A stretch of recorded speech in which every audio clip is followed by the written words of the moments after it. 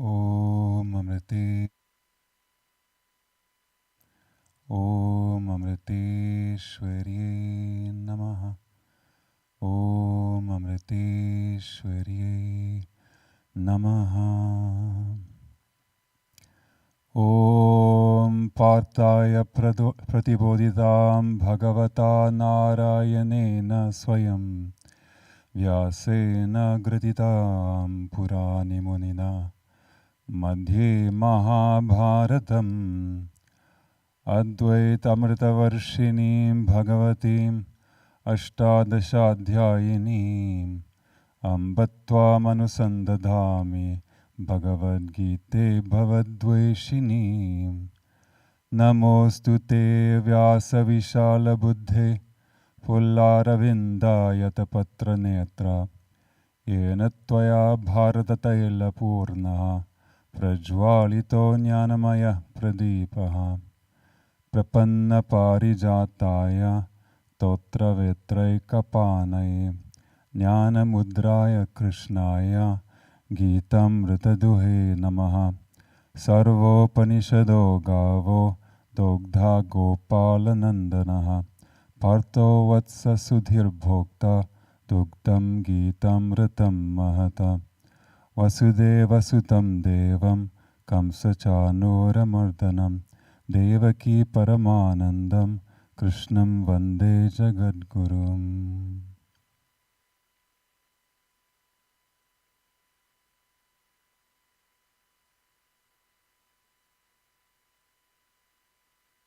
Om Amriteshwarye Namaha. Thank you for joining us tonight. Last week, Lord Krishna finished the topic of the 3 types of fortitude and began a new topic, which is the 3 types of sukham, which means happiness, or in some cases, pleasure. Krishna described the sattva version as that what is like poison at first, but is like nectar at the end. That happiness is declared to be sattvic, born of the clarity of intellect due to meditation on God. The meaning is that in order to experience true happiness, one must first train the mind to like what is best for spiritual growth. I know most of us intellectually know what is good for spiritual growth, but if the mind doesn't like it, it's going to be a constant battle, and that is the hard part. That's the part that feels like poison because we're suffering so much. So this is a very difficult task, and the initial efforts feel very painful, but after a certain point, we begin to taste the sweetness of self-control. Amma's very enthusiastic when we do all these things that train our mind, and she will do it for way longer than most of us can tolerate, but still, it's all for us, so she's doing it beyond what we think we can do.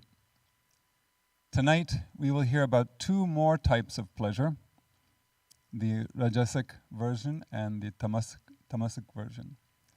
But they're both based on unsustainable means, meaning that they do not experience true happiness. It's temporary, and you'll find out the rest of it.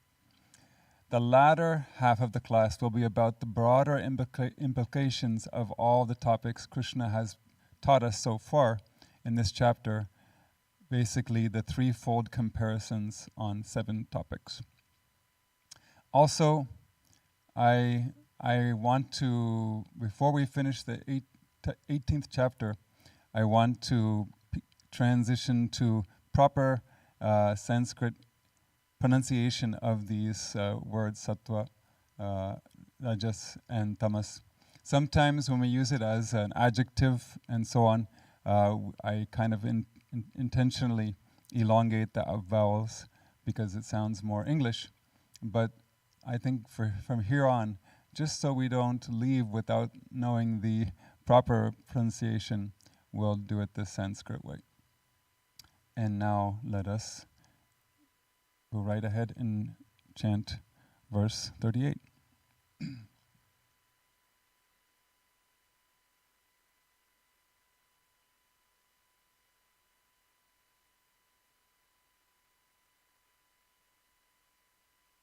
Vishayendriya samyogad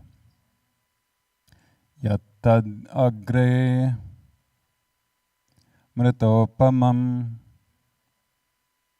pariname visham iva tatsukham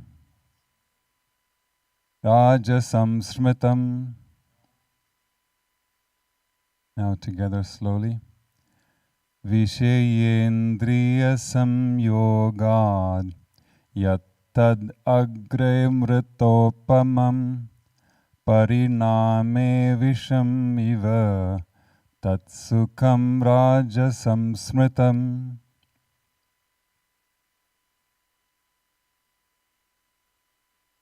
I've changed quite a bit here, not the substance, but like just the syntax and all that.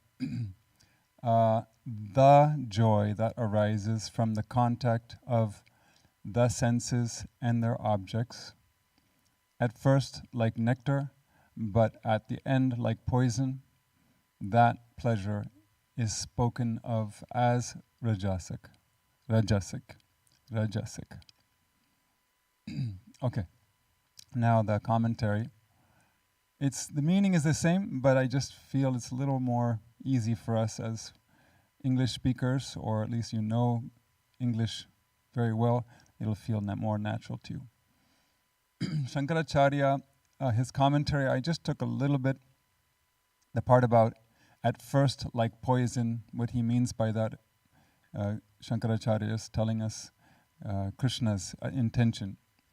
He says it's because it produces loss of strength, valor, beauty of form, wisdom, memory retention, wealth, and enthusiasm, as also because it leads to adharma and its consequence, which is painful rebirths. So the poison is not like, none of us have drunk poison, I don't think, not intentionally at least. But if we know that it's going to rob us of our strength and our valor and so on, we will definitely think twice by indulging in such a way of looking for pleasure. Jnaneshwar says, Rajas overflows both the banks when the objects and their sense organs contact each other. It means it's like a mutual liking for each other because they're the same gunas.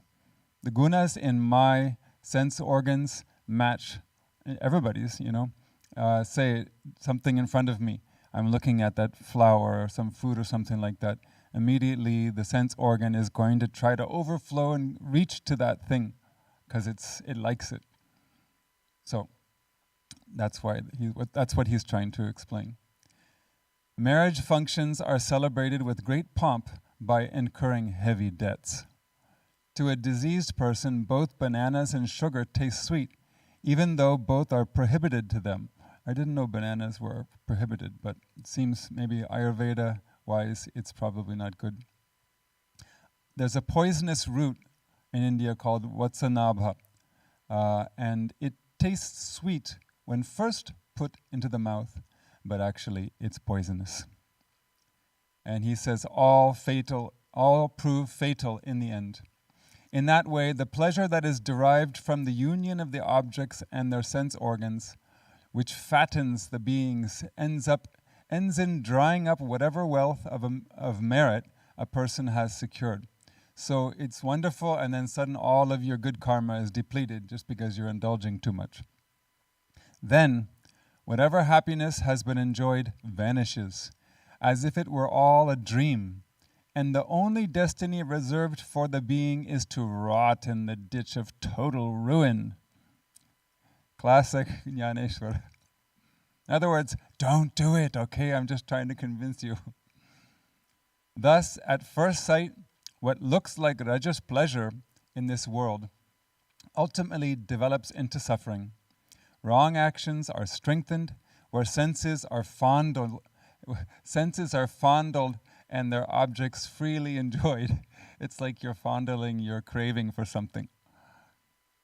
And then he points out something really good because I didn't think of it.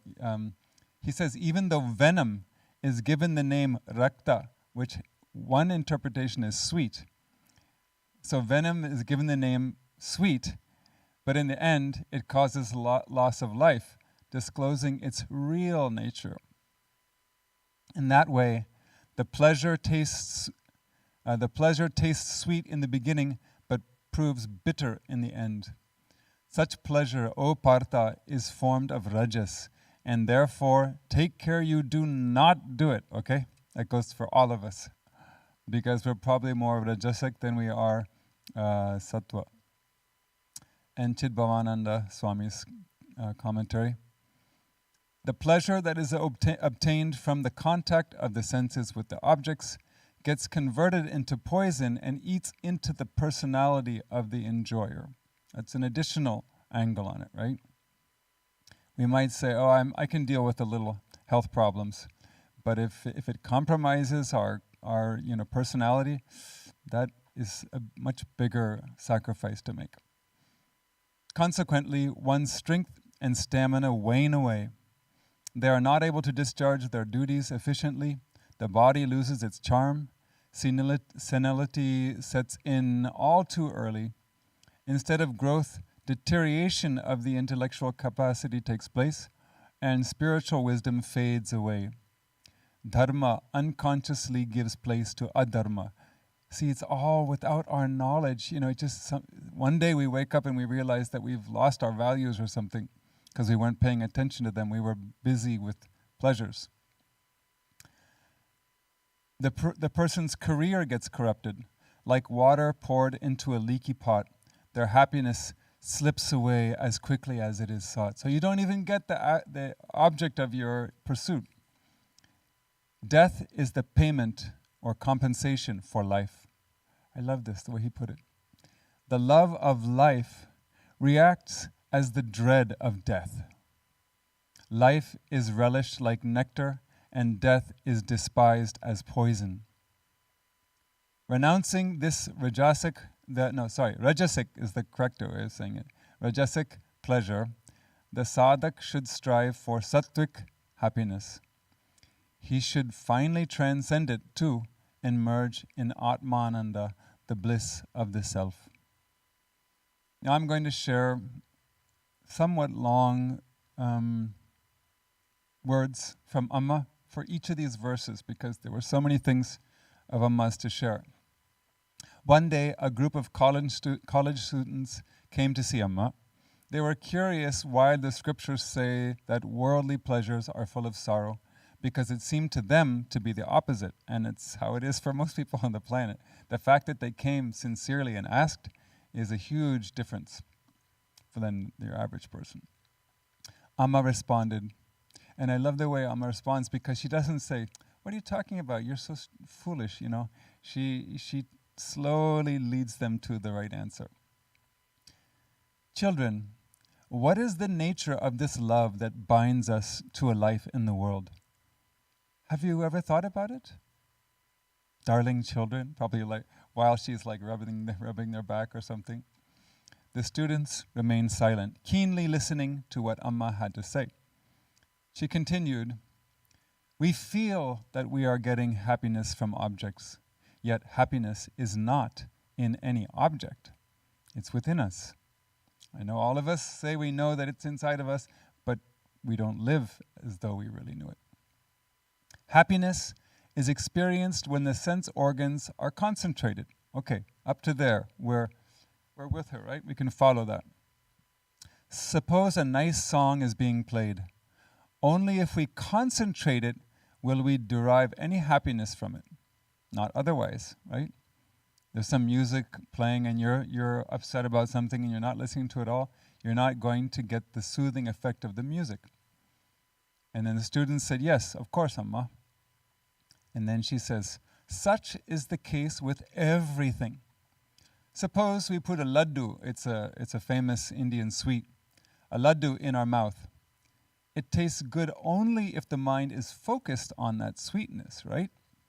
Therefore, happiness is derived from concentration of the mind, because the object of it doesn't seem to matter, whether it's music or food or, the nature or something like that.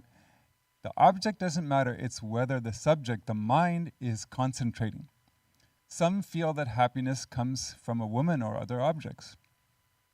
But if happiness is derived from concentration, it follows that it is not dependent on any particular object.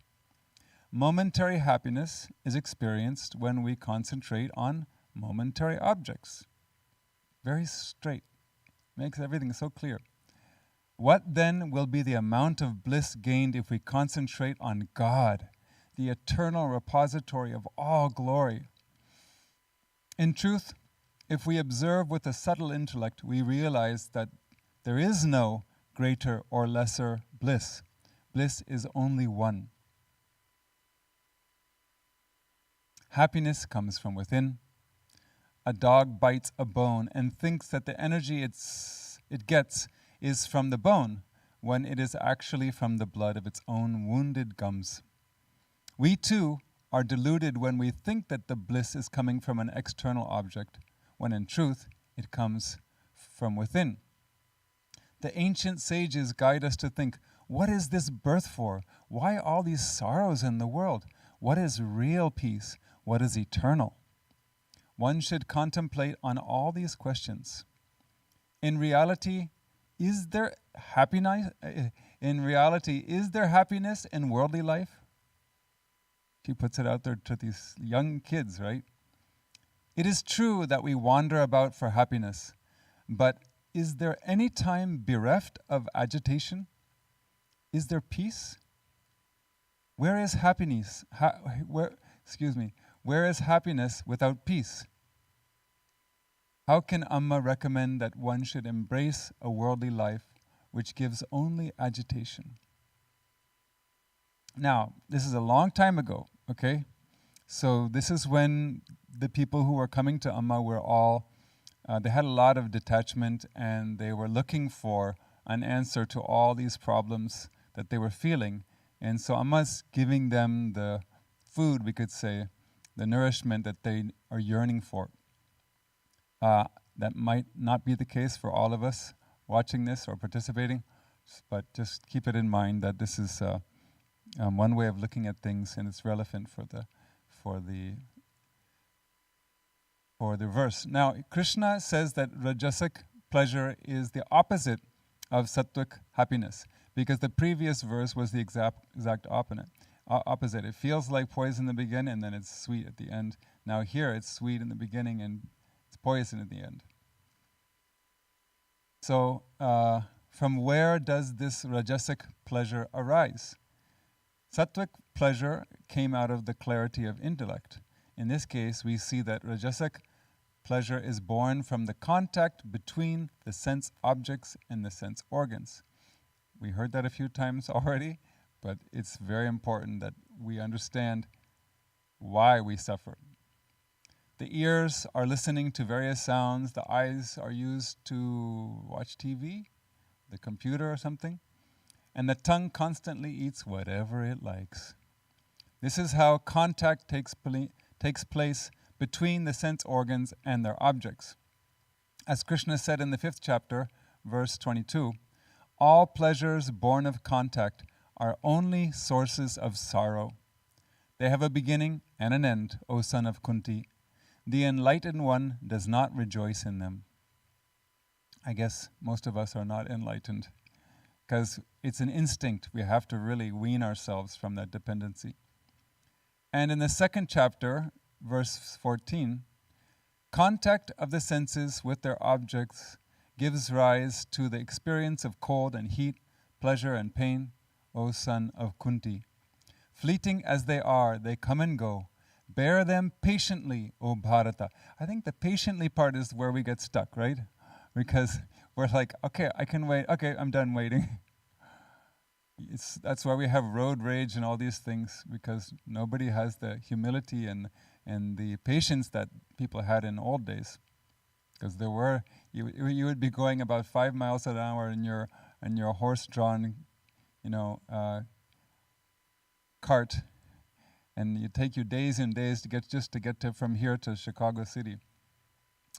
In Kathopanishad, Nachiketa says in 1.1.27, O death, these are ephemeral and tend to wear out the strength of all the senses. So the senses lose their vigor because contact-born pleasures make us addicted. You look at some of these people that have been on drugs, if you've seen them in person, and they're trying to get rid of the addiction, but it takes so much out of them in the meantime. It's really sad.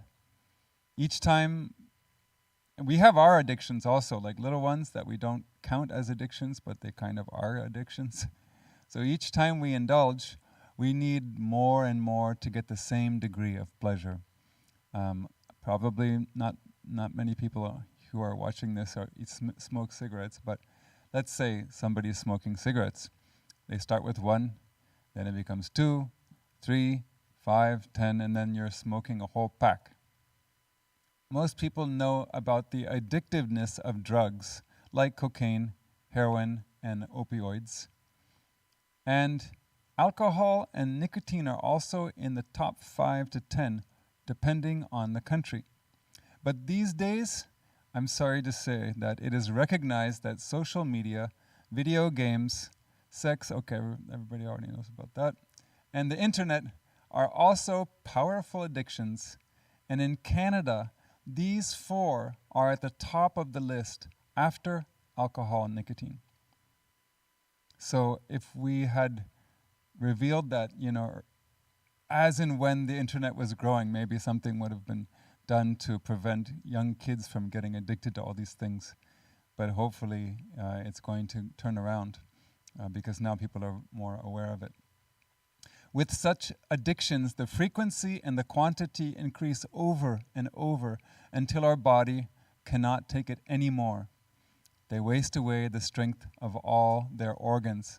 Amma has told a funny story about it, which I might have said, and I just thought of it now, so I'll share it with you briefly. There's a man walking down the street, and he's got a lot of problems. He's kind of worried about so many things in his life. And he walks in front of a house, and there's an elderly-looking man sitting in the rocking chair, and just has this really peaceful, aura around him. So the guy kind of like saunters up to him and says, "Hey, can I ask you something?" And the man said, "Yes, go ahead." He says, "I'm trying to figure out how to live a really happy, peaceful life, and and just be really harmonious with myself. And you seem to have lived a really long life, and you seem to be really happy. So, what is your secret for a long, happy life?" And the man said, "Oh, well, what I do is I smoke 3 packs of Marlboros every day.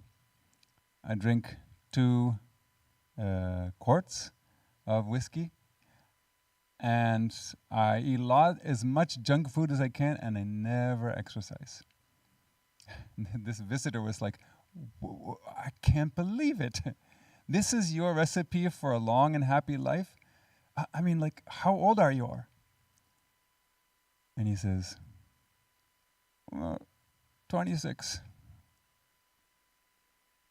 In other words, you would expect him to be 80, but he was only 24 years old or 26 years old.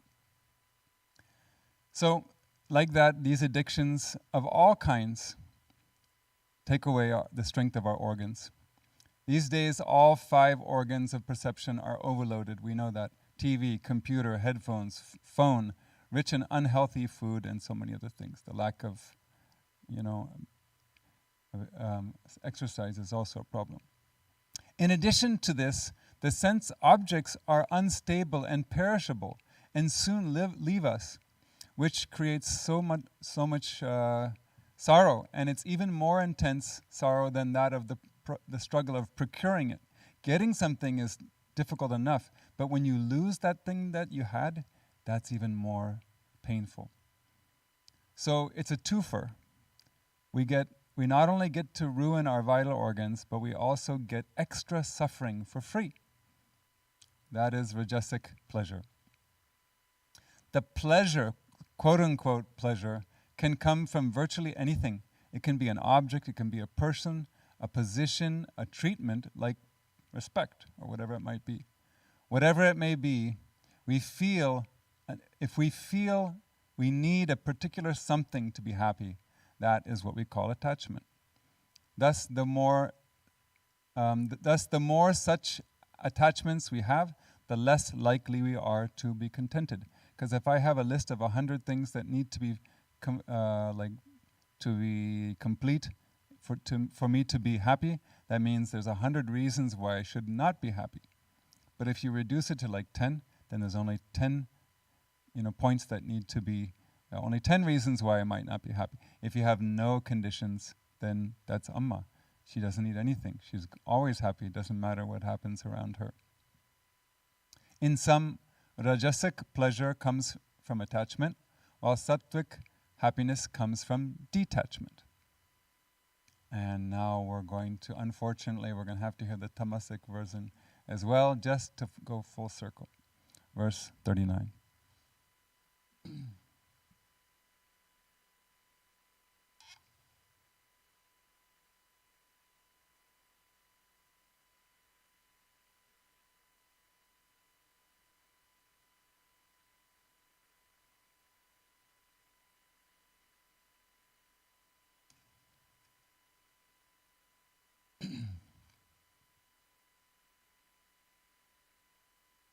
Yadagre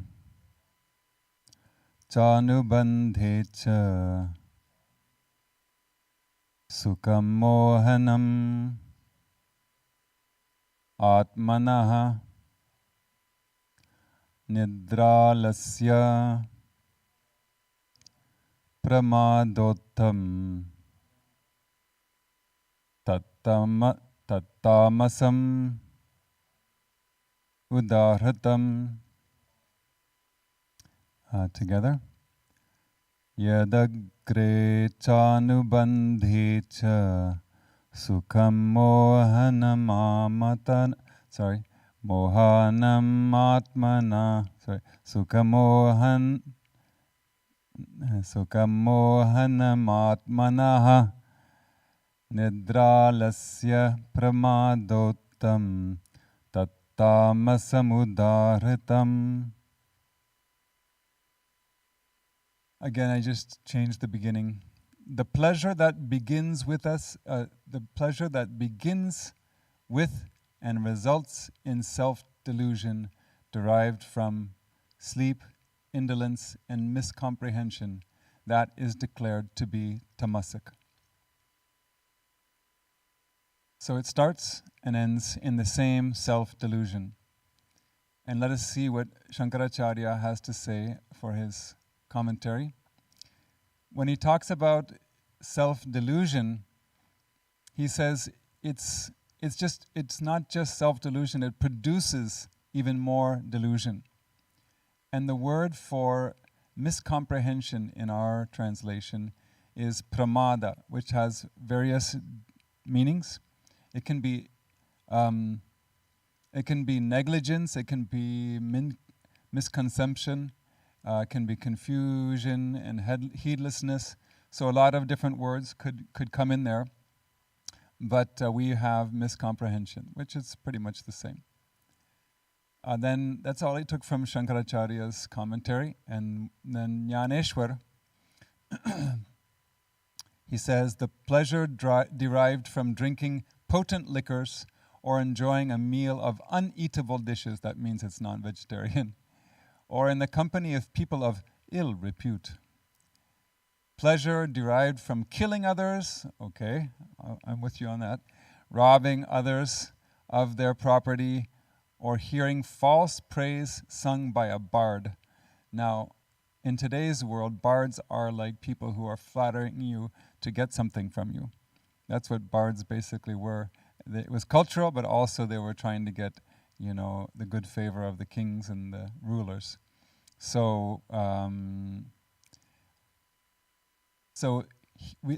hearing false praise sung by a bard. That which is fed on laziness or is found in slumber, and which from the first to the last misleads the being in regard to the right path, instead of leading him into a wrong one. Such pleasure is entirely tamas dominated. So, a lot of things going here. Basically, all kinds of bad things, things that we know clearly are not good for our spiritual growth. If someone is addicted, of course, we can understand they need professional help. But sometimes, most people are not addicts, they're just tempted by something and then they do something foolish and then they get angry at themselves, and it's like a, just a infinite loop over and over. Now, I will not talk about it anymore, as it is indecent and despicable.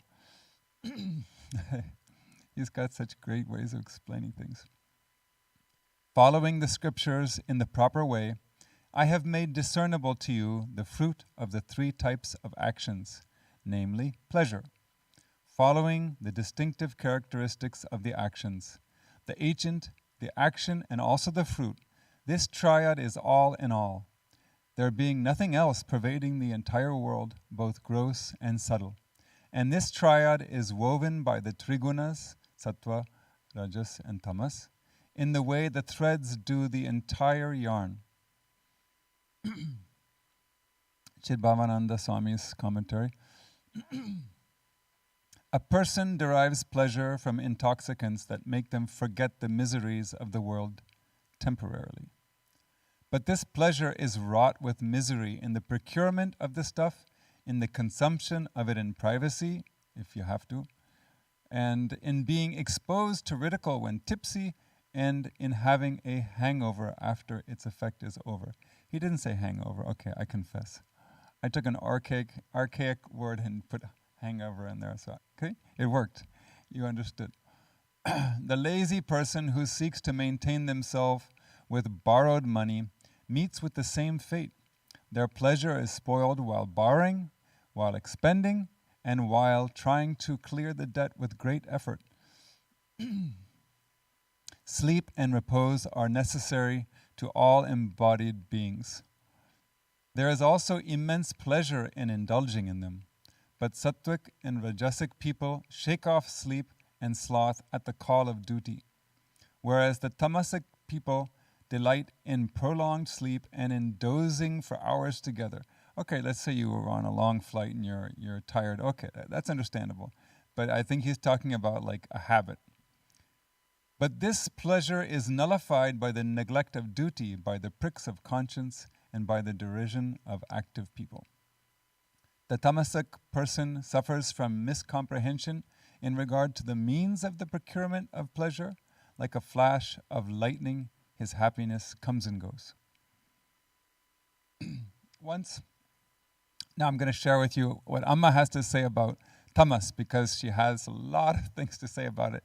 And I think we all need to hear it, and myself included. I'm not an exception.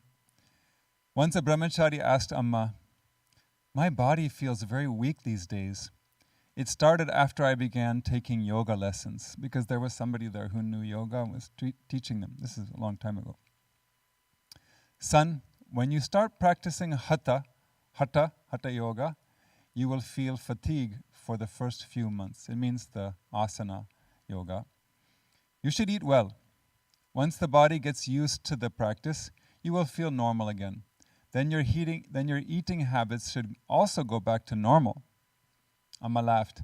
"Don't let me catch you stuffing your face saying, 'Amma told me to eat a lot.'" Like that, right? And everybody there laughed. And Amma continued, "Sadhaks, which means seekers, should be very careful about their eating habits. It is better not to eat anything in the morning." I'm not saying you have to do this. I'm just telling you what she used to tell people decades ago.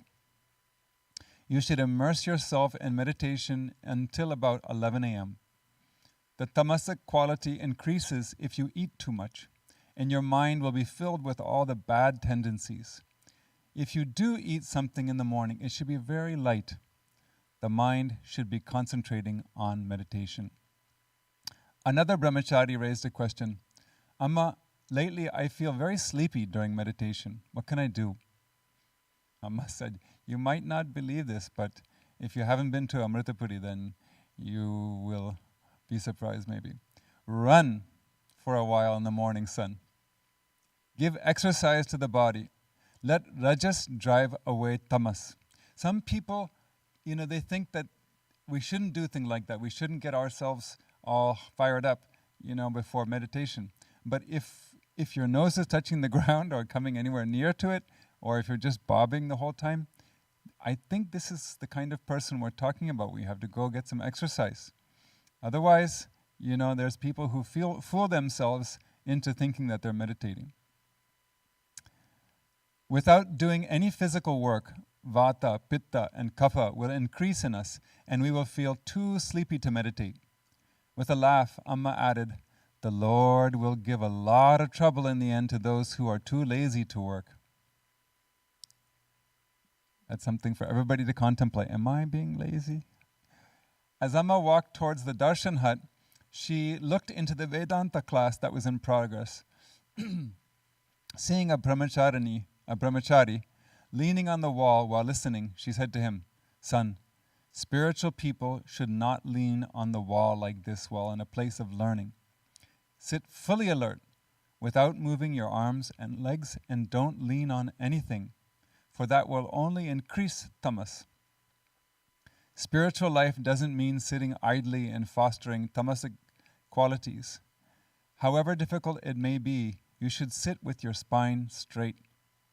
That's hard for most people, and I think it's one of the main reasons why people get sleepy, because their spine is not straight, and their breath is very shallow, and that's the kind of pre-sleep breath.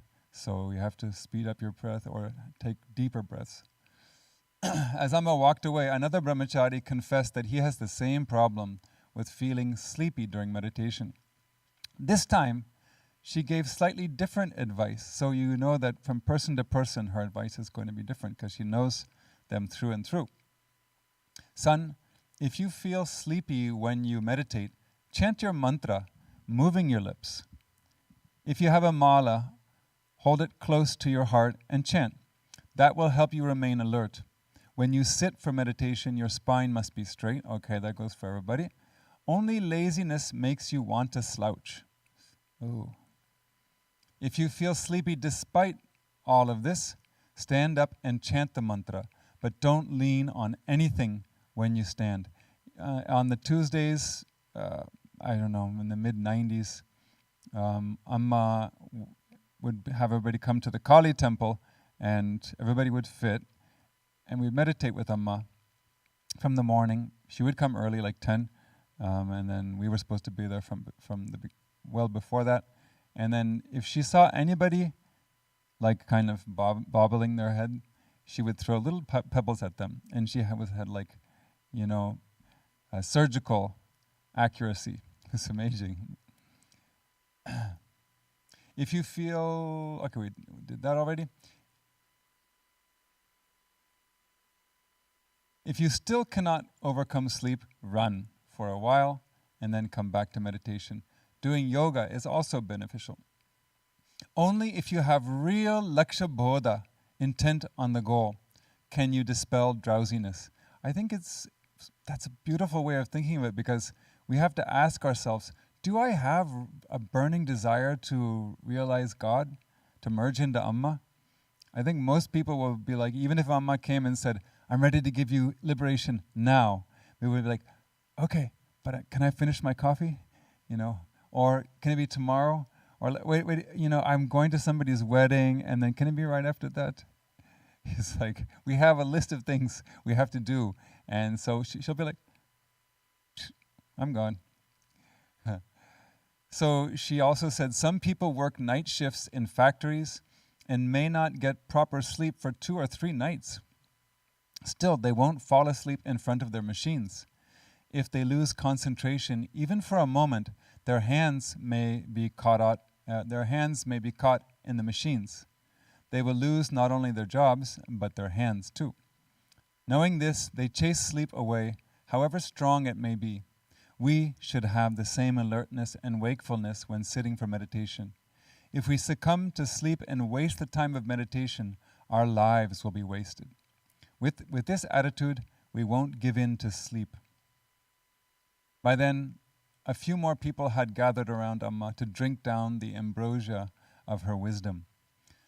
She continued, "Children, if you feel sleepy while meditating, you must take special care not to succumb to the enslavement of sleep. In the initial stages of meditation, all tamasic qualities will surface. If you are vigilant, however, these will vanish eventually. Those who do battle with weapons are not the only soldiers. Anyone who strives to reach the goal of life is, in a way, a soldier. A warrior is one who fights battles. Where? In every field of life.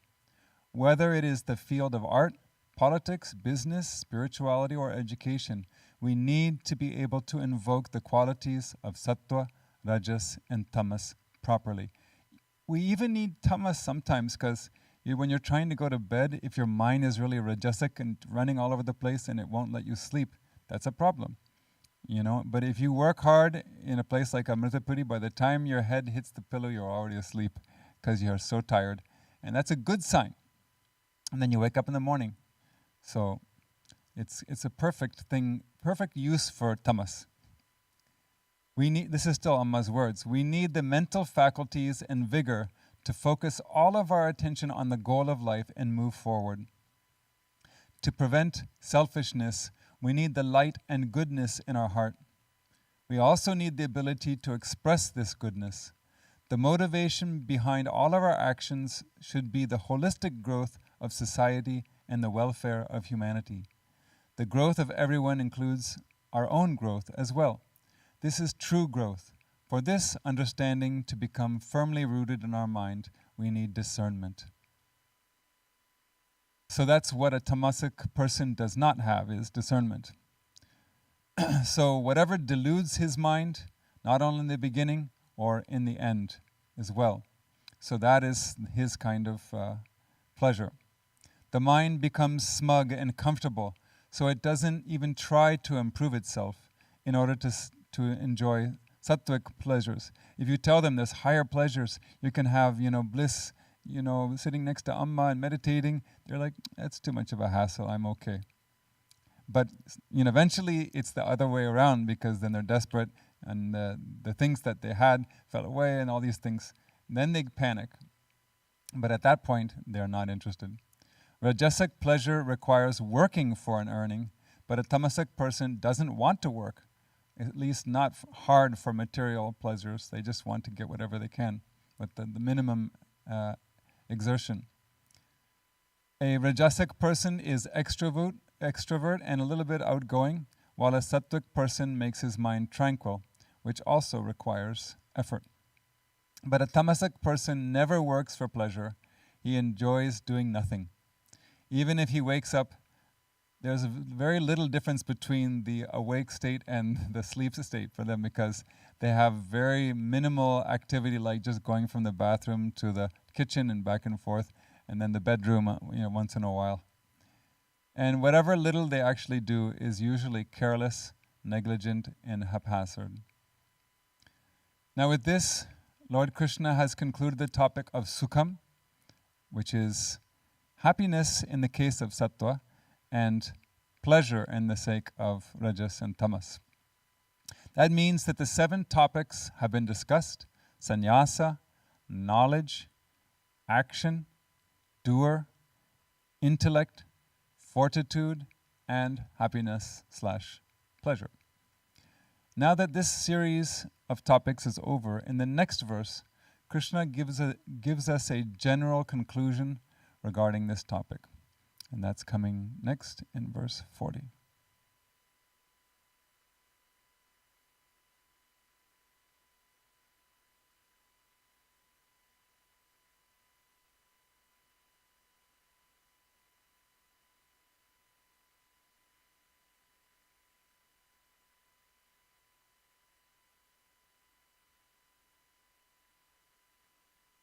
Na tad asti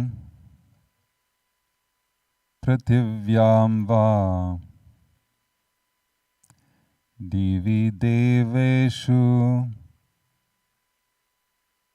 va punaha sattvam prakriti jairmuktam yedepi syat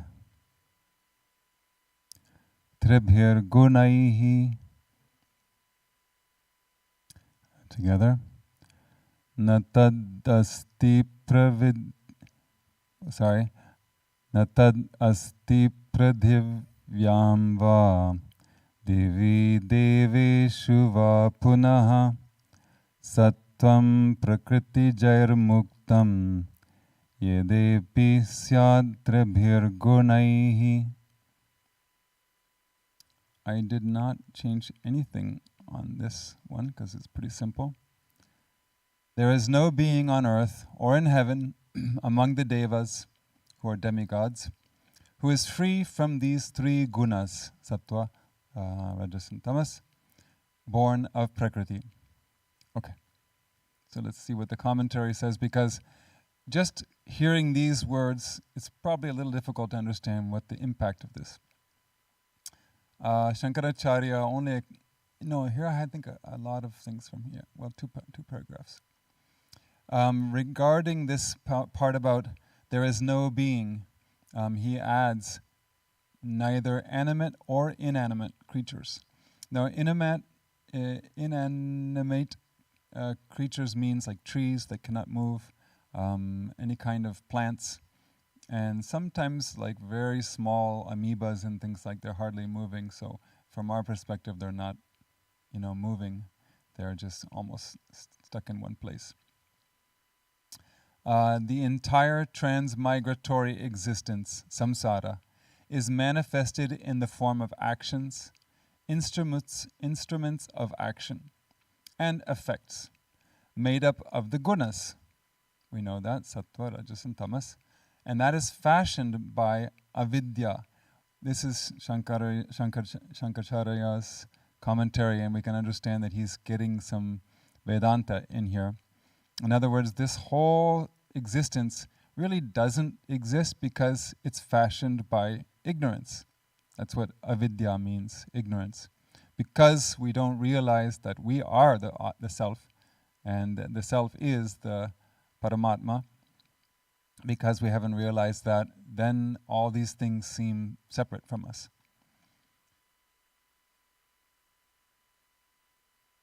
And also, he talked about these things in previous chapters.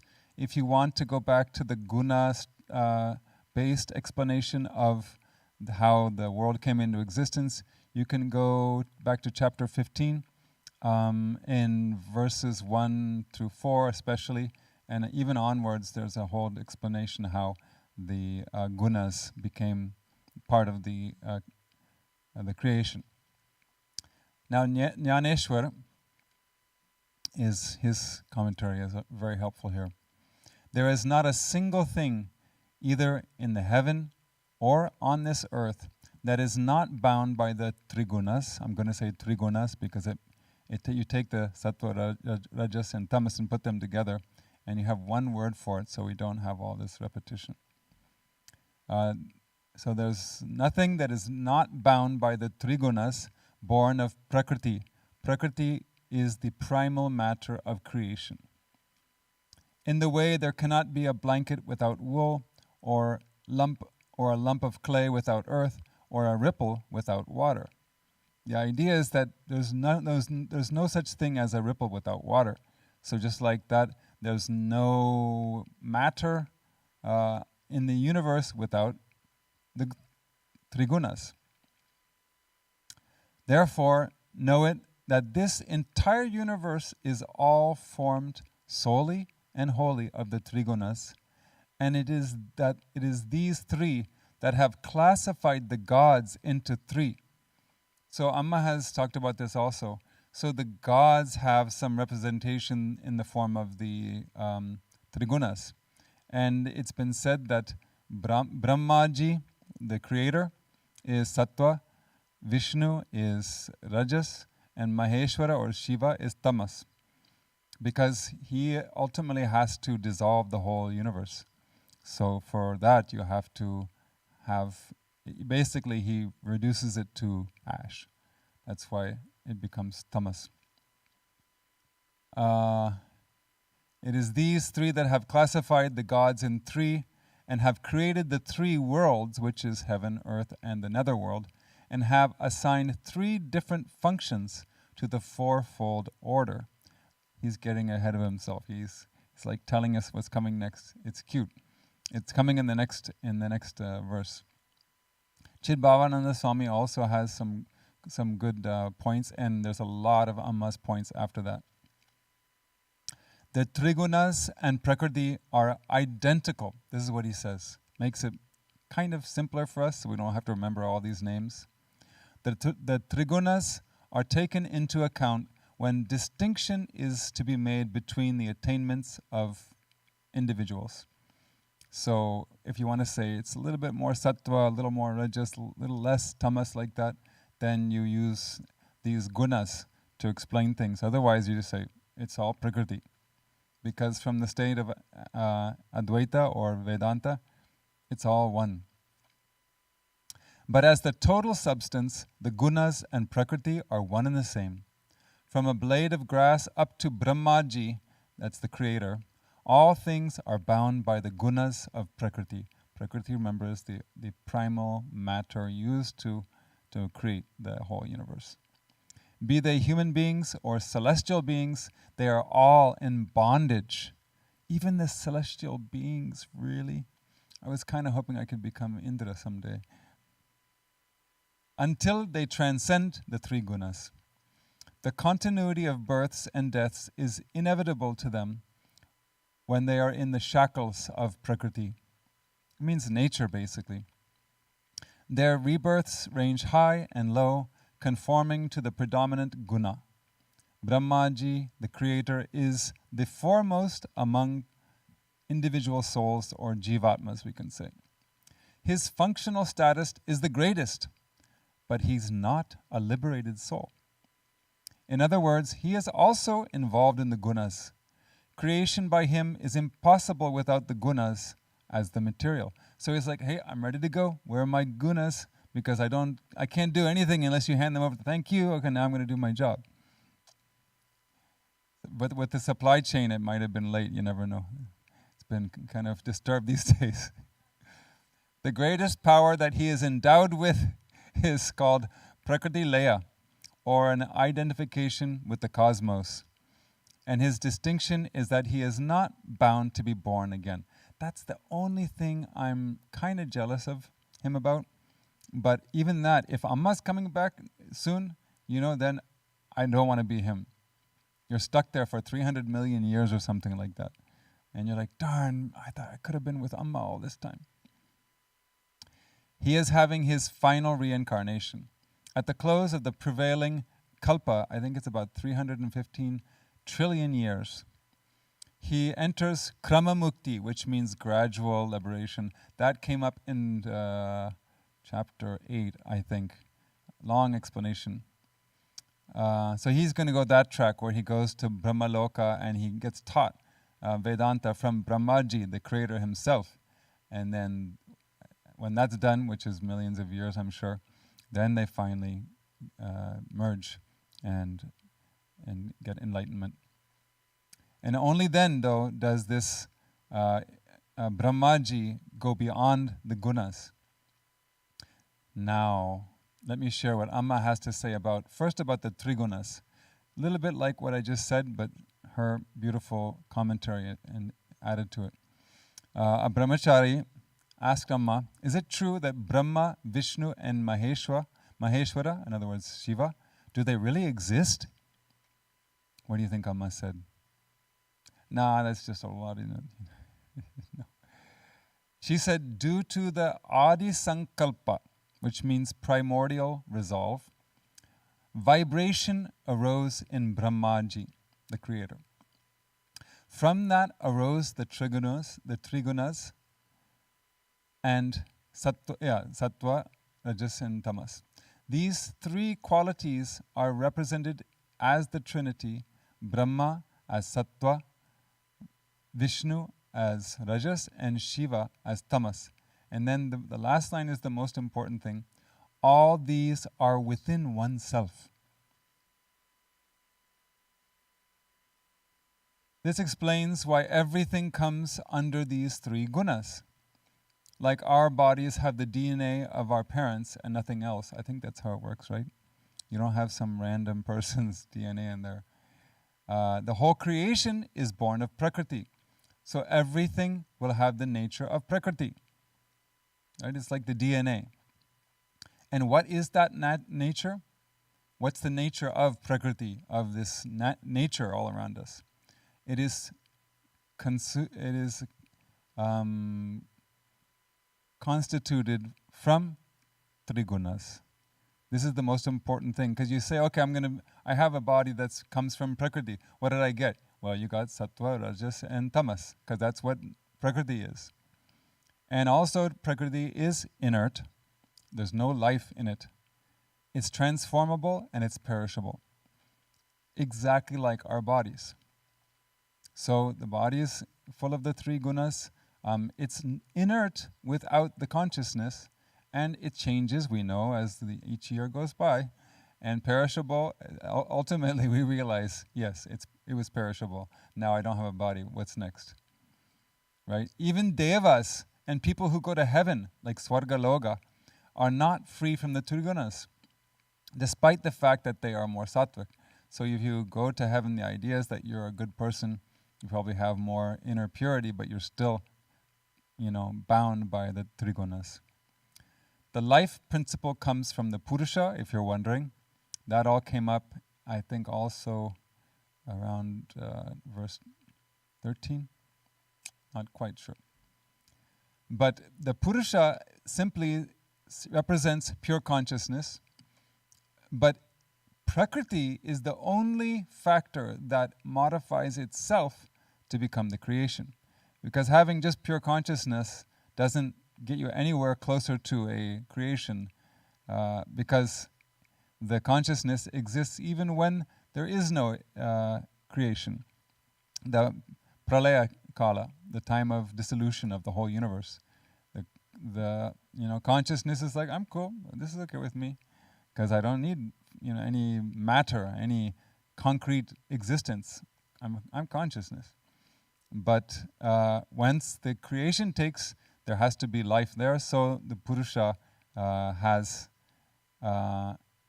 because the consciousness is all pervasive, it pervades all of the living beings also.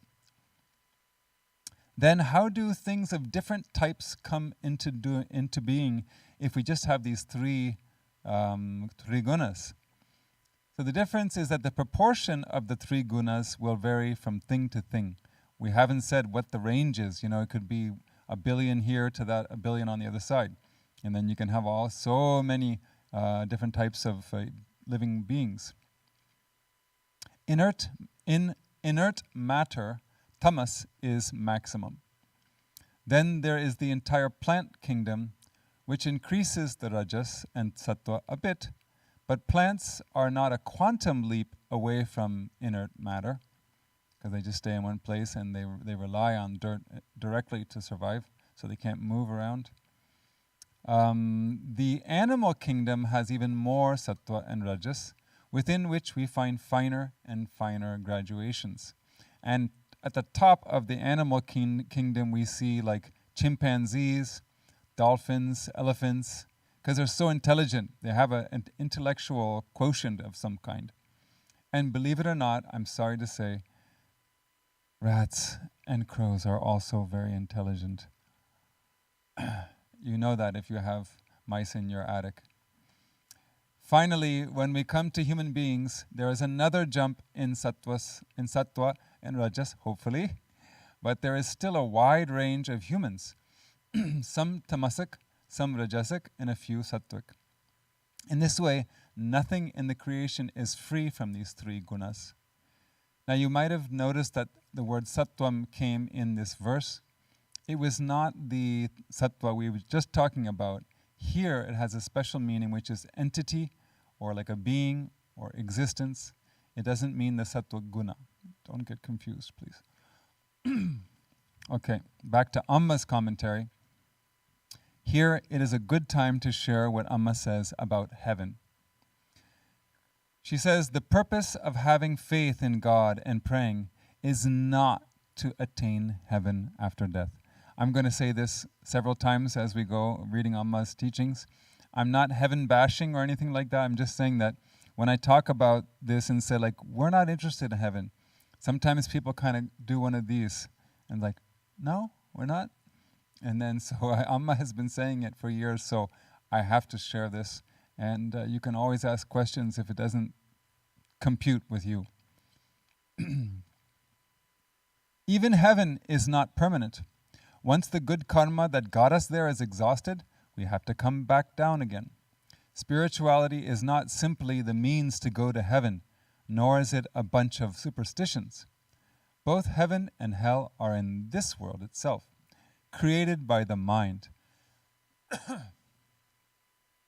Even the highest heaven turns into hell if the mind is agitated, whereas even the lowest hell will become a blissful abode for one endowed with a peaceful and relaxed mind. Makes perfect sense. Happiness really depends on self-control. Spirituality is the science that teaches us how to live a happy and blissful life while still living in this world of diversity. None of the residents here have any desire for heaven. She's talking about Amritapuri. They all wish to serve the world. Even if heaven were offered to them, they wouldn't care for it, because they already have heaven in their hearts. They have no need to go after another heaven. A mind full of compassion, that is their heaven. It's so beautiful. Just makes everybody want to move to Amritapuri, right? Okay. I'm stuck here too, anyhow, so it's okay. But I'm not stuck here, but we're using our time well, remembering Amma. So the importance of this verse is that it shows that whatever has been discussed so far is not the end. There's a sattva, rajas, and tamas version of everything in this universe. Even if we find new life forms, even if we find aliens, there will be definitely a gradation of their qualities. We'll see like this alien is like kind of a little bit of rajas and more sattva, not much tamas like that. We would be analyzing in that way. We can do it because it pervades the whole universe. And the 7 topics up to now were just examples. Having made the general conclusion, Krishna is now entering a similar division, the division between human beings. This is an important topic yet to be addressed. So Shankaracharya has an introduction to that, which I'll share with you now.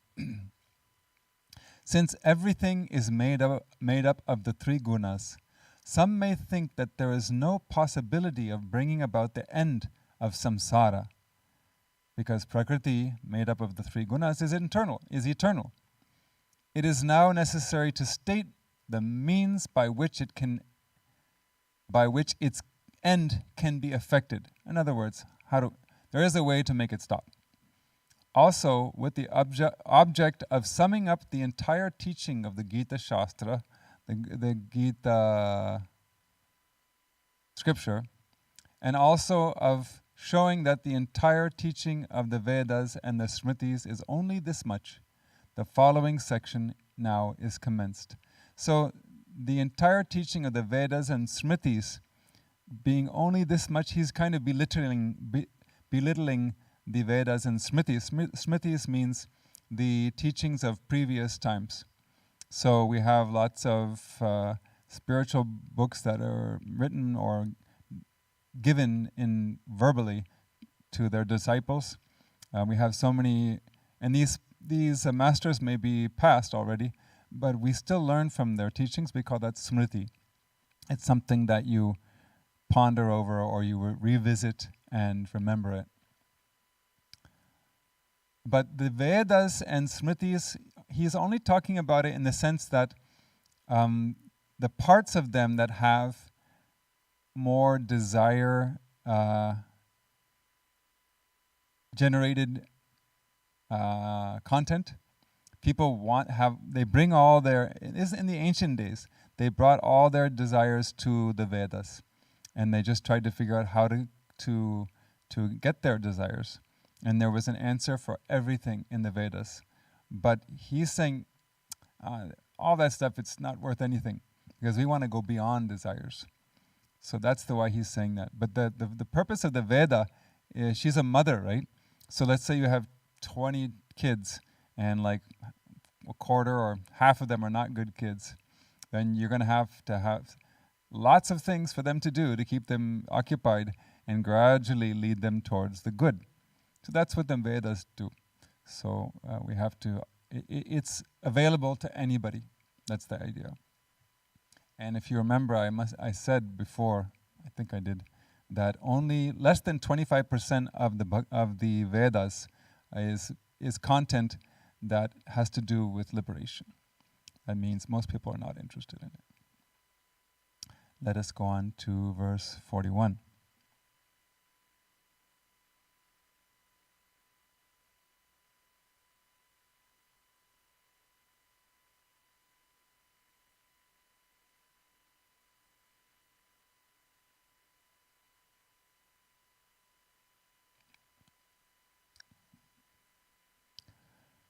Brahmana Kshatriya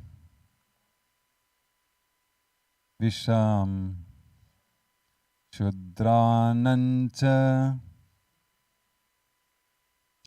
Parantapa Karmani Pravibhaktani Swabhava Prabhavairgunaihir. Now together.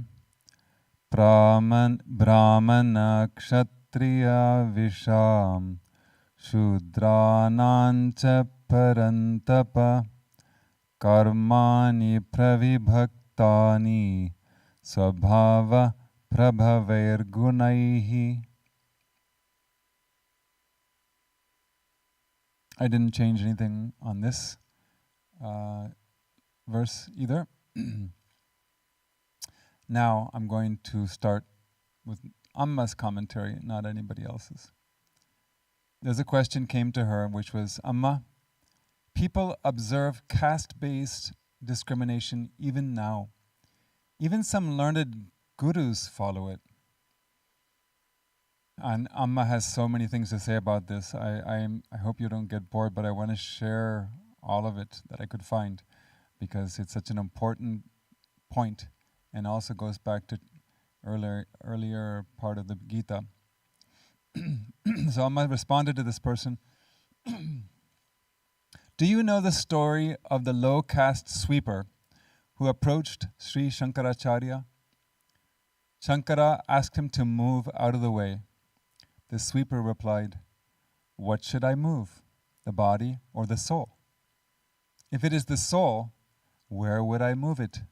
The same soul is everywhere. If it is the body, then what is the difference between my body and your body? Both are made of the same trigunas. The only difference is in the color of the skin. And after that, a long conversation probably must have taken place, because Shankaracharya wrote a poem called the Manisha Panchakam, which we're going to put in the chat window now. And you can read it later if you want. It's a beautiful discussion, and it's Panchakam. It's only 5 verses, but it's so profound that I think some of you will learn from it and like it. Now back to Amma's commentary. A true Brahmana, a true Brahmin, is one who knows Brahman. But where can you find a true Brahmin nowadays? Such a good point. The scriptures say that in the Kali age, Brahmins will become Shudras and Shudras will become Brahmins. It means society will go upside down. So there's no meaning in caste-based injunctions at the present time. In the olden days, people were given the kind of work that best suited their samskara, or we could say their inner constitution, but that isn't the practice today. In those days, distinguished Brahmins were entrusted with temple duties. Nowadays, many priests are drunk when they do pujas at the temples. I had no idea until I read this. What is the meaning of calling them Brahmins? These days, we can't label a Brahmin's son as Brahmin or a Kshatriya's son as Kshatriya. Many members of the traditional fisherman's caste here are well educated and hold good jobs. They don't even know the traditional work of their community. So it doesn't, all that stuff is gone, basically. It doesn't mean anything. Then a young man raised a question. Hasn't the Lord said in the Gita, I myself established the 4 varnas? Varna just means color. So this word caste, you should understand, it doesn't come up in any scripture of India's. I think during the British colonial time, they used that word because maybe they had that in Great Britain. But here, I mean, in India, it's not a caste, it's a color. The color of your mind, the color of your inner disposition. And it's not like somebody comes and puts a label on you and says, you're this. It's just natural. The problem is that later on in history, it was abused. That system was abused, and it ruined everything. And of course, it has to be disbanded because now it's gone too far. But 5,000 years ago, when Krishna was talking about it, it was probably didn't have that problem. And this man went on, he says, so isn't God really responsible for all the injustice that is prevalent now in the name of caste and religion? What do you think? Should we put Krishna on trial? Exhibit A, Bhagavad Gita, did you say this or did you not? Right? Amma defends Krishna, obviously. And she said, son, why not quote the next line of that verse, which reads, according to the gunas, which are internal. That means we become what we are through our actions and conduct, not by birth. You see, caste-based discrimination is man-made, not God's creation. There is no use blaming God for all the injustice done in the name of caste or religion. And that put an end to the debate. Now I'm going to share the typical commentaries, but there'll be more commentary later. Of Brahmanas, Kshatriyas, and Vaishyas, as also of Shudras, the duties are distributed, settled for each type. I know you probably don't know what these words mean. It'll come clear soon. But let us say that originally, the original concept, and which is still valid now, because it's not just about India, it's about the whole world. Brahmanas are people that should have some inner purity. That should be the majority. And Kshatriyas are more, they have a lot of sattva, but they're more rajasic. They're rajasic. I'm also doing it. Rajasic. And then you have the Vaishyas, which are also rajasic, but there's some selfishness in there because they're selling things. The Kshatriyas, the previous one, is more like warriors and government people and all like police, fire department, all that. And Vaishyas are the merchants, so they're always counting money, and they get a little bit of selfishness mixed in there. And the Shudras are everybody else who support the rest of society. That's the basic explanation, and you'll hear more in a moment. So what is the principle behind this? And Shankaracharya continues, according to their inner qualities, gunas, born of nature, the same Maya is both the origin of the gunas and made up of the 3 gunas. In accordance with the inner qualities, duties have been distributed, such as duties associated with tranquility, of the mind to brahmanas. So they say like brahmanas are the people who do the pujas and the temples and everything. And in order to do that, you have to have some tranquility. So you can do a good puja and you can forget about everything else. And it has to be selfless, right? So that's one kind of person. The source of the brahmana's nature is sattva. And the source of the kshatriya's nature is rajas, supported by sattva. So in other words, he's active, the kshatriya is active, but there's purity or selfless action. Most of us fall into that category actually, because we're constantly doing things, but if you're an Amma devotee, you're probably doing a lot of things for other people. The source of the Vaishya's nature is rajas, again, just like the kshatriya, but it's supported by tamas, because there's selfishness. So it's the kshatriya is actively selfless, and the Vaishya is actively selfish. Then the innate disposition of the four are respectively observed to be tranquility for the brahmanas, dignity for the kshatriyas, endeavor for the Vaishyas, and dullness for the Shudras. Now that word dullness is a translation which I don't really like.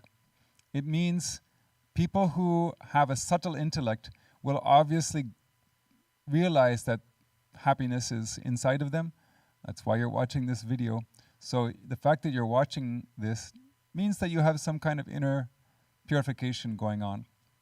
But before, the same person, like me, I was definitely dull in that sense. I was going to college. It wasn't like I was getting bad grades. So it's not academic dullness. It's dullness towards spirituality. So that's a different thing altogether. Don't think it's like a judgment of their IQ. To give yet another interpretation, one's nature is the impression of acts done in past lives, lingering in the minds of living beings and manifesting itself in the present birth, ready to produce its effects. This natural disposition, or we can say swabhava, that is the cause of the gunas, and they are said to be born of nature, since the appearance of the gunas is not possible without a cause. So they're born from nature. They don't just show up on their own. By saying that swabhava is the cause, the inner disposition, it is meant that it is a kind of specific cause. Thus, in accordance with the gunas, born of nature, born of prakriti, the duties are distributed in conformity with their respective tendencies, like tranquility. So if you are like a kind of careless person, then people are automatically not going to, put you in charge of the money or something like that, right? So it just happens in society, whether we know it or not. People look at our qualities, and they decide how they want to use us. And if we look like trustworthy, they'll give us a job for someone who needs to be trustworthy. Now, Jnaneshwar's commentary. The chief amongst the fourfold order would be the Brahmins, which we can call like selfless priests. Again, most of them don't do it anymore. But the people who do it in Amma's ashram, even doesn't matter where they were born and what kind of family they were born from. We would call them Brahmins because they're doing what a Brahmin should do. Others are the Kshatriyas. We already went through that. We're running out of time, so I'm going to skip a little bit. The Trigunas, born of my Prakriti, have distributed the functions amongst the fourfold order. The parent divides their self-acquired property amongst their children. The son shows the different ways to different travelers. The master assigns various duties to their servants. In that way, the gunas, born of Prakriti, have made the distribution of the duties among the four. Sattva has put under its supremacy the Brahmanas and Kshatriyas, and has divided itself into two equal halves, assigning one to each of the two. The Vaishyas have Sattva and Rajas combined together, while the Shudras have Rajas and Tamas combined together. In this way, know that the Trigunas, divided into 4 distinct social groups, the entire human order constituting one single group. So it's not like a policy that somebody came up with. This is our observation of society and saying, okay, we have like millions and millions of people, but when you really look at them from the Trigunas really helps. And you can say like, okay, the people who are, really selfless, we should give them the higher positions because that way people won't get cheated, and etc. So that was the original idea. It's not happening that way anymore. The Rig Veda says that Brahmanas are the face of the universal person, which is called the Virat Purusha. Because they have the clarity of intelligence mentioned earlier, and that is it is indispensable for self-control as well as selflessness. Then come the Kshatriyas, representing the hands and chest, which means they are both strong and large-hearted at the same time. So that was how the ancient kingdoms were ruled. You had to be strong, but you also had to be large-hearted. Some poor peasant comes to the king's, castle and says, "I need help." You give him a bunch of money. Say, okay, let me know if you need more, because the king has all the money. So they have to be, loving. Vaishyas represent the abdomen and thighs, which mean they have the power to grow the food needed to nourish society in various ways.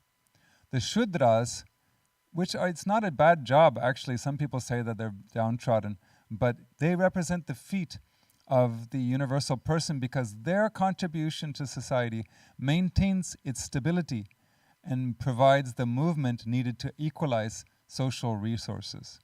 So if we didn't have that part of it, everything would be destroyed and there'd be too much confusion and things wouldn't be flowing.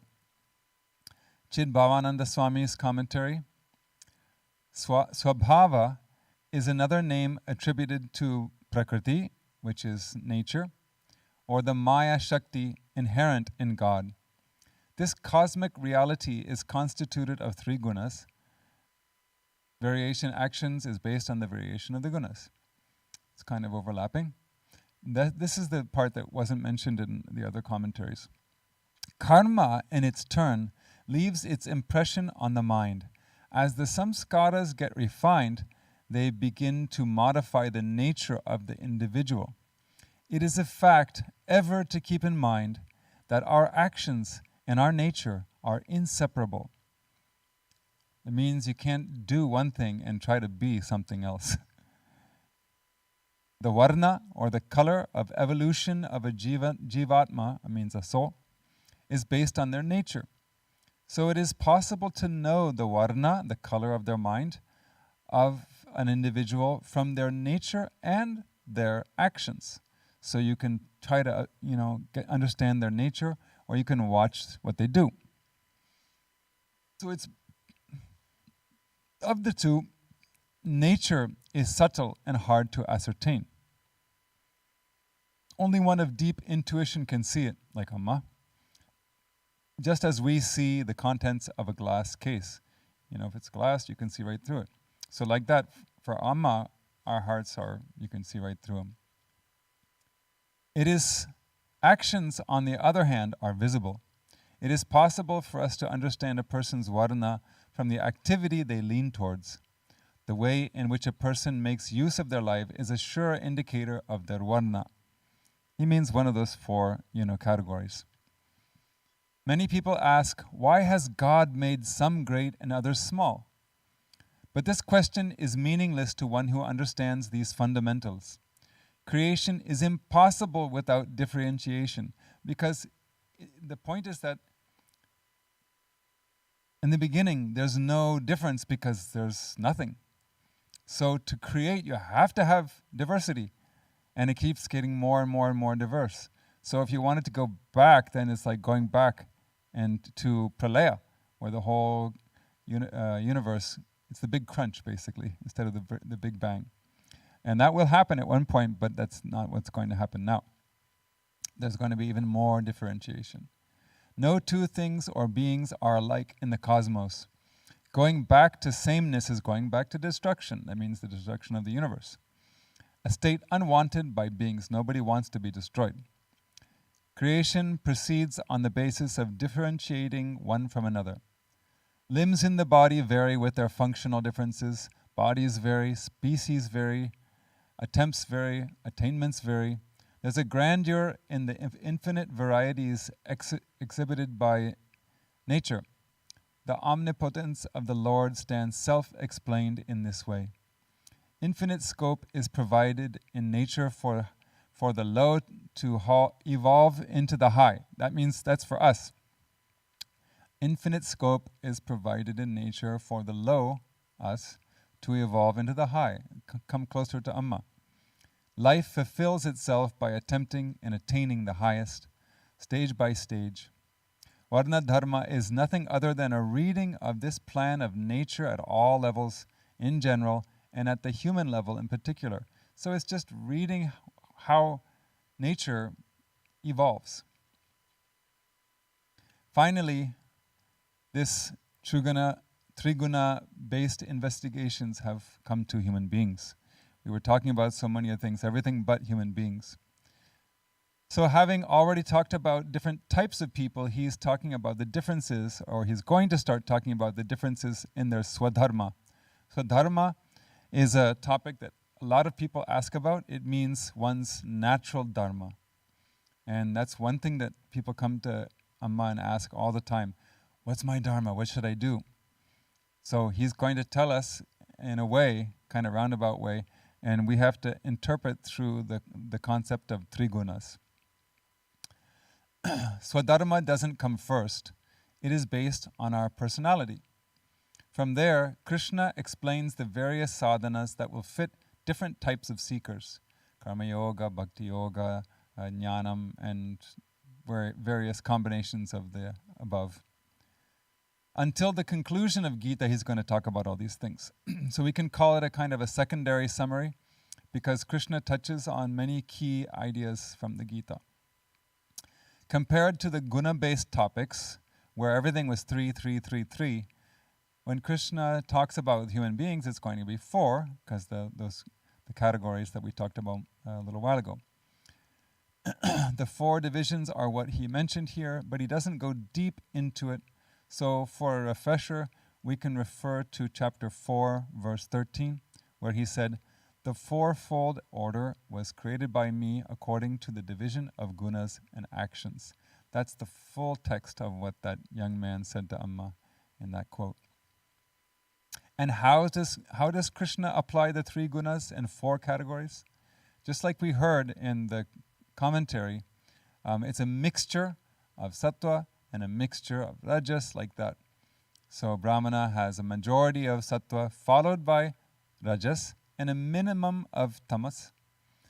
So like that, each section has an explanation.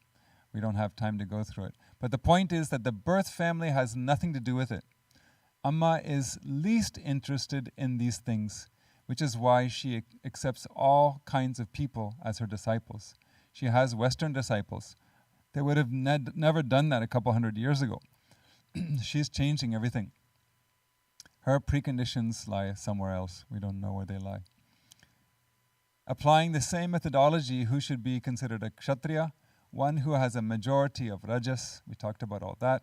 And also, she says that the same thing. A kshatriya should be selflessly active. And remember, this division is not based on birth. I have to repeat that as many times as I can. It's purely based on guna, our inner disposition, even though many people still discriminate against others only due to their birth community. They call that jati shudra, something like that. It's just, Amma is not at all interested in these things. In fact, when she, when we get to the C20 in July, August, we're going to definitely talk about that because it's human rights issues. And Some people try desperately to make their children take over some business or some temple just because they're their children. But that might not be the best thing for society. That's why we look at people with those categories. I'm just going to tell one story before ending. We were in Kyoto long time ago, maybe, I don't know, at least 15 years ago.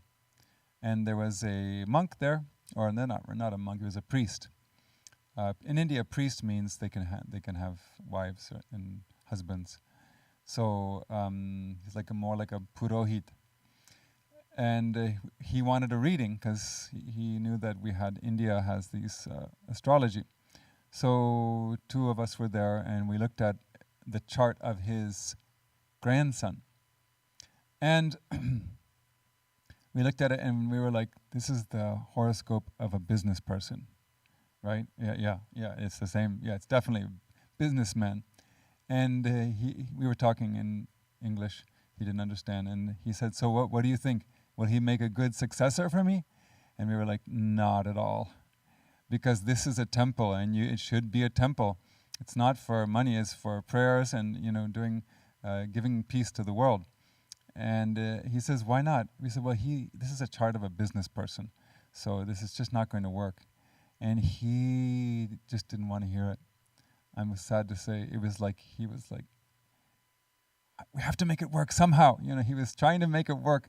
I don't know what happened after that, but he was not ready to accept that reality. So that's why it's, and sometimes it's good to check those things so you can preserve the purity of all of society, not just temples. So now that we have the background, what are the duties that we are supposed to follow for whatever group we might fall into? And that's coming next week. So you'll find out. You can understand your own nature, I'm sure, just by listening to how Krishna explains things. And we'll find that out next week. So those of you who have time, you can stay with us and have a short meditation. Otherwise, we have some closing prayers, and don't feel bad if you can't stay. Om Asato Ma Sadgamaya Tamaso Ma Jyotirgamaya Mrityor Ma Amritam Gamaya. Om Shanti Shanti Shanti. Om Lokaha Samastaha Sukhino Bhavantu. Lokaha Samastaha Sukhino Bhavantu. Lokaha Samastaha Sukhino Bhavantu. Om Shanti Shanti Shanti. Om Sri Gurubhyo Namaha. Harihi Om.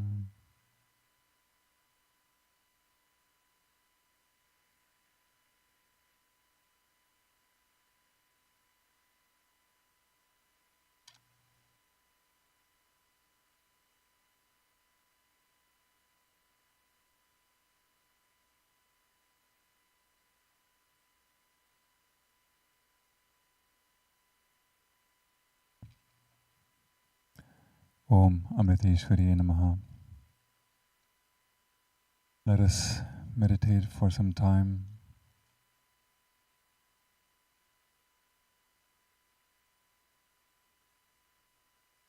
Slow down your breathing.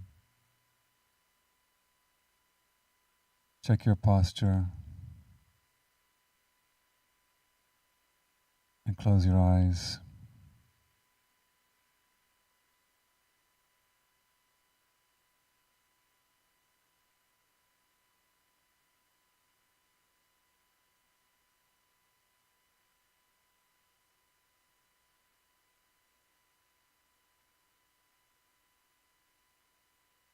With each long, deep breath, feel your body and mind relaxing further and further.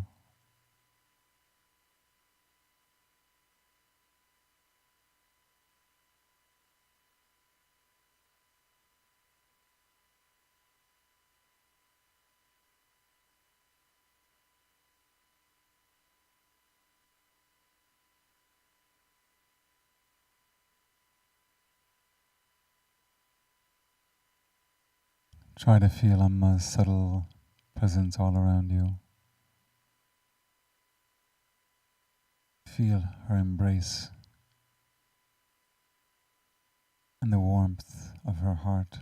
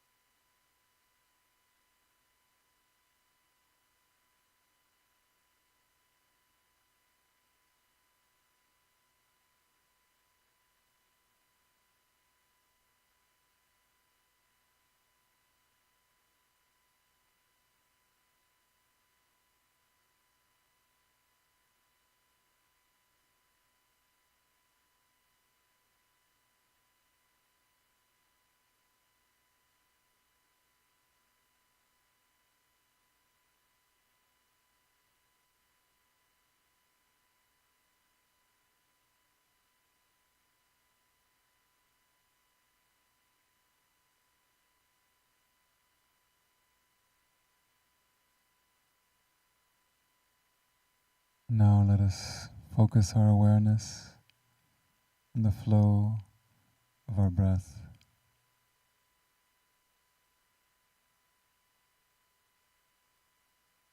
Remain as a witness to the breathing, like you're watching a peaceful creek flowing in front of you.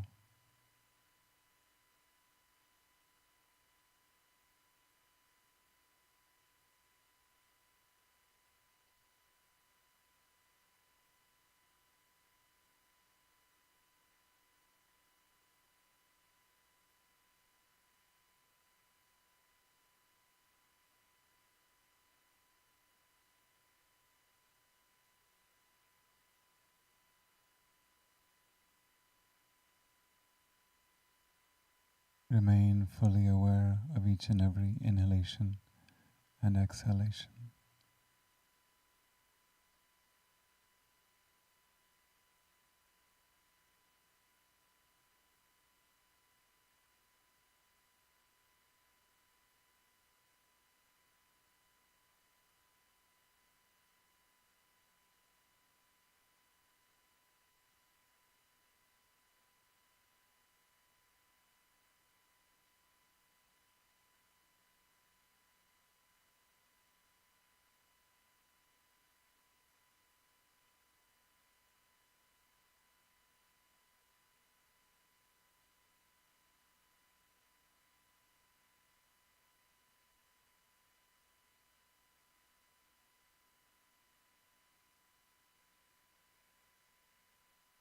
As we focus our awareness on the breathing process, the mind becomes more and more subtle, enabling us to visualize. With that power of visualization, let us apply ourselves in imbibing today's teachings from Lord Krishna and Amma.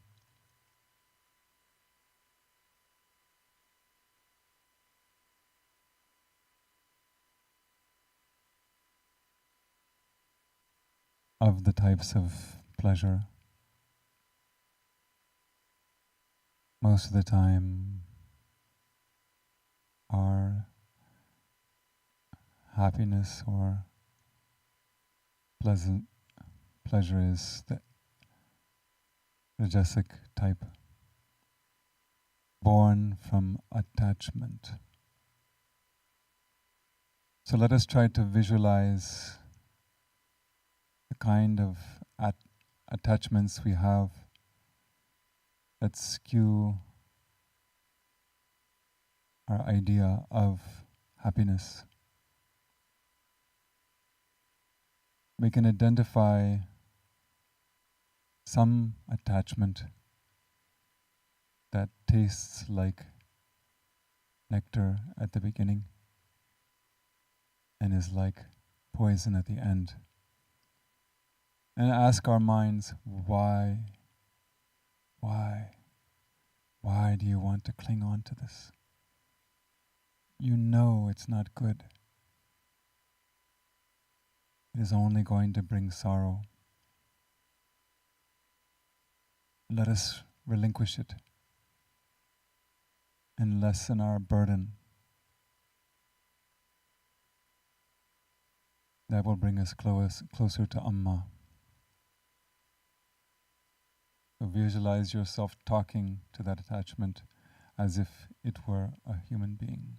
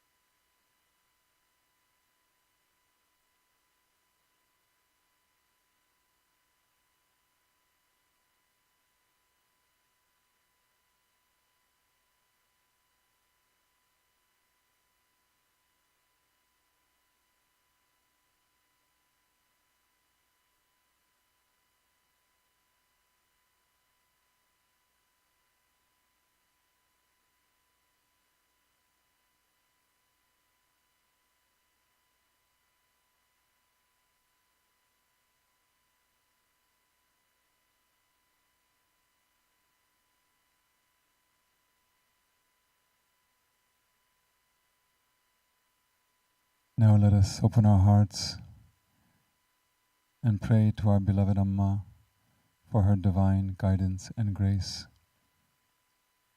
O Amma, I pledge I will do my best to relinquish my attachments. All I ask from you is to give me remembrance of you. May I remember you always. That way, when I'm thinking of you, all of my attachments disappear. When I feel you next to me, I have no special desires other than serving the world. So it's the remembrance of you and your love and your compassion that will save me from becoming prey to my attachments. Please help me follow my own pledge and my own sankalpa.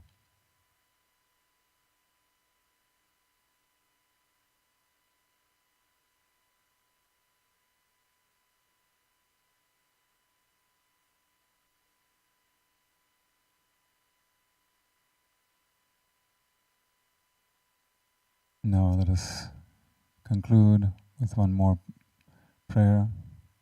Take a deep breath.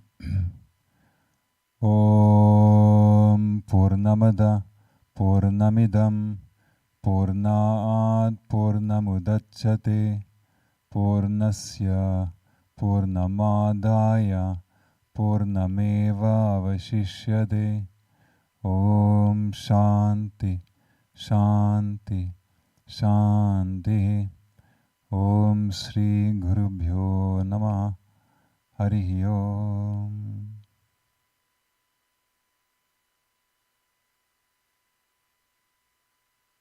One more long deep breath.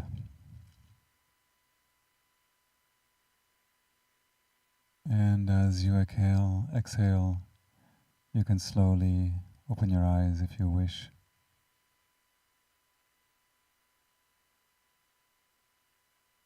Om Namah Shivaya. Thank you so much for joining us. We intend to have a Gita class also next week, so I hope to see you then. Om Namah Shivaya.